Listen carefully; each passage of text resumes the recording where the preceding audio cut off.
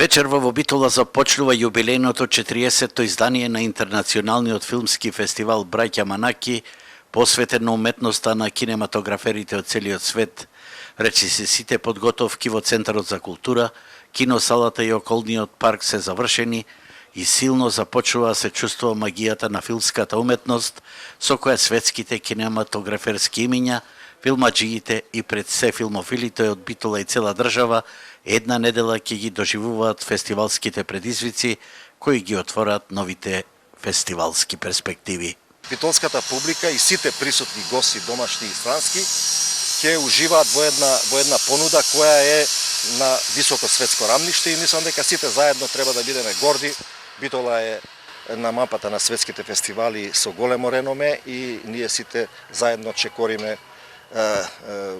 во новите перспективи на овој фестивал. Фестивалот бележи нагорна линија, така да не е ништо чудно да како што мислам јас да фестивалот прерасне во една поголема висока категорија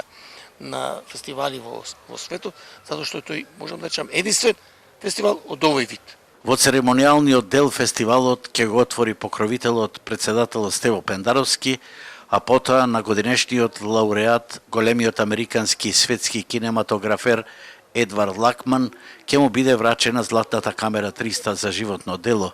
Исто така на композиторот Љупчо Костадинов, кој е годинешен добитник на наградата Големат звезда на македонскиот филм, ќе му биде врачено ова признание од Друштвото на филмски работници. Во вечерашната фестивалска понуда,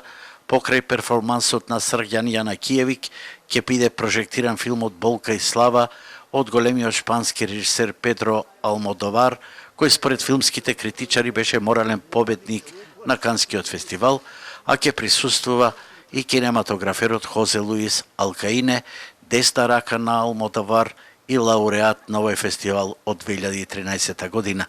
Во наредните 7 дена, покрај овој филм, во официјална компетиција се уште 11 филмови, а со огромната фестивалска понуда,